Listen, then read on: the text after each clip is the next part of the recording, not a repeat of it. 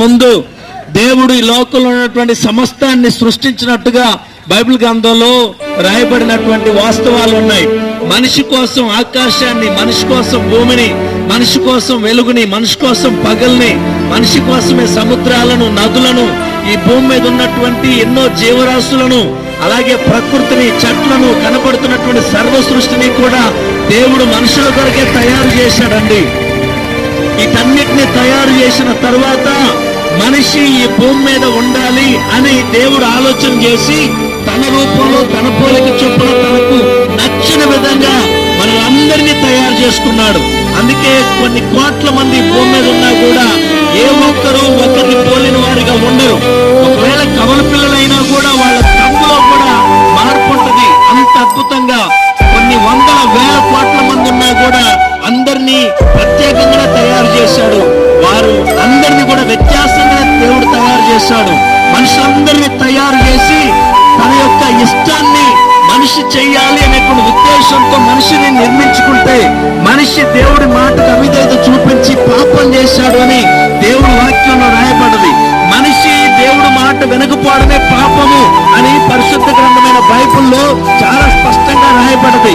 అయితే మొట్టమొదటి మనుషుడు ఈ భూమి మీద నిర్మించబడినటువంటి అద్భుతమైనటువంటి అందమైనటువంటి ఆ పరిస్థితిలో మనిషి దేవుడికి విరోధంగా పాపం చేయడం వల్ల దేవుడికి మనిషికి మధ్యలో గ్యాప్ ఏర్పాటు చేయబడది. వాళ్ళ దేవుడికి మనిషికి మధ్యలో ఒక ఎడబాటు వచ్చింది. సో మనిషి ఎప్పుడైతే దేవుడికి విరోధంగా పాపం చేశాడో ఈ పాపం చేసినటువంటి ఆ మనిషి పరిశుద్ధుడైనటువంటి దేవుడికి దగ్గరికి వెళ్ళలేడు. ఎందుకంటే దేవుడు పరిశుద్ధుడు, దేవుడు నీతిమంతుడు, ఆయన ఉన్నతమైనటువంటి స్థలాలలో ఉండేవాడు. అయితే ఆ పరిశుద్ధుడైనటువంటి దేవుడి దగ్గరికి పాపి అయినటువంటి మనిషి వెళ్ళాలి అని అంటే పాపము అడ్డుపడతా ఉన్నది. పాపము దేవుడి దగ్గరికి వెళ్ళనివ్వట్లేదు. మరలా దేవుడు ఆలోచన చేసి నా ఇష్టంలో, నా సొంతంగా నేను ప్రేమతో చేసుకున్న ఈ మనిషి నా దగ్గరికి రాలేకపోతున్నాడు. దానికి కారణం మనిషి చేస్తున్నటువంటి పాపం అని ఆలోచన చేసి ఆ మనిషి కోసం మరలా దేవుడే ఇదిగో ఈ లోకానికి దిగొచ్చి ఆయన ప్రేమను వెదజల్లి, అరే బాబు నీ పాపం కొరకు నేను చనిపోతాను, నీ నిమిత్తము నేను నా ప్రాణాన్ని పెడతాను, నా యొక్క రక్తం చెందించడం ద్వారా నీకు పాప విమోచన జరిగింది అనేటువంటి ఒక గొప్ప ఉద్దేశంతో యేసు ప్రభువు ఈ భూమి మీదకి రావడం జరిగింది. అయితే మనిషి మొట్టమొదటి మానవుడి దగ్గర నుంచి ఈ రోజు వరకు అంటే మన తరం వరకు కూడా మనిషి తాగడంలోను, లేకపోతే చెడ్డ ఆలోచన చేయడంలోను, లేకపోతే దొంగతనాల్లోను, వ్యభిచారంలోను, లేకపోతే ఎదుటి వ్యక్తిని ఏదో ఆశించేటువంటి విషయంలోను ఎన్నో రకాలైనటువంటి పాపాల్లో ఆ మనిషి బ్రతుకుతూ తన జీవితాన్ని పోగొట్టుకుంటూ మరణాన్ని తెచ్చుకుంటున్నాడు. అబ్రహాం లింకన్ అనేటువంటి వ్యక్తి death is not the end అని చెప్పాడు. మరణము ముగింపు కాదు అని ఆయన చెప్పాడు. పరిశుద్ధ గ్రంథమైన బైబిల్లో కూడా రాయబడింది మరణము ముగింపు కాదు, there is a life after death, మరణం తర్వాత కూడా జీవితం ఉన్నది అని స్పష్టంగా దేవుడి వాక్యం తెలియజేస్తా ఉన్నది. అయితే మనిషి చనిపోయిన తర్వాత ఎక్కడికి వెళ్తున్నాడో ఆ స్థలంలోకి ఈ మానవుడు వెళ్ళాలి అంటే పాపం అనేటువంటిది అడ్డుగా ఉన్నది అనేటువంటి ఉద్దేశంతో ఆ పాప విమోచన కొరకు యేసు ప్రభువు కలువరి శిలువలో మరణించాల్సి వచ్చింది.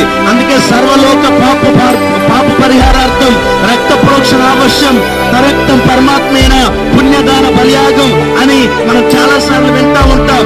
సర్వలోకంలో ఉండే మనుషుల పాపాలందరి కొరకు ఒక పరిశుద్ధమైనటువంటి వ్యక్తి రక్తం చిందించబడతానే ఆ వ్యక్తి పాపం నుంచి బయటకు వస్తాడు అనేటువంటి వేదాల్లో ఉన్నటువంటి మాటకు అర్థంగా మనం ఆలోచన చేయొచ్చు. అయితే మనిషి పాపంలో నుంచి బయటకు రావాలి అంటే రక్త ప్రోక్షణ జరగాలి.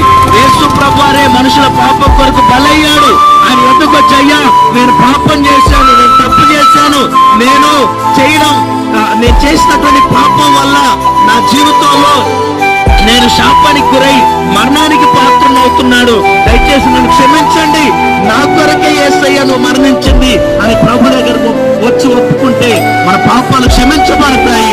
ఆ మరుక్షణం మనం పరిశుద్ధంగా బతకడానికి, మరలా నీతి మార్గంలో వెళ్ళడానికి ప్రభువే సహాయం చేస్తాడు.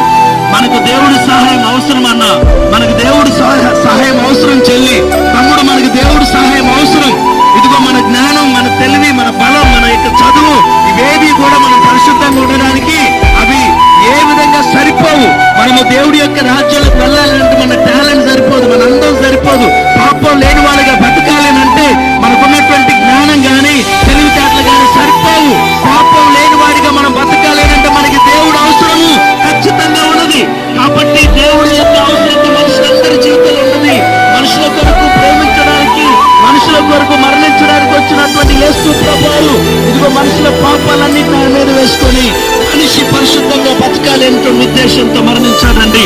అయితే ఈ ఉదయకాల సమయంలో ప్రభువే నిన్ను పిలుస్తున్నారేమో. ఇదిగో ప్రయాసపడి భారం మోస్తున్నటువంటి సమస్త జనులారా నా యొద్దకు రండి, మీకు నేను విశ్రాంతినిస్తాను అని ప్రభు వాక్యంలో రాయబడ్డది. మా మాటలు వింటున్నటువంటి అన్న తమ్ముడు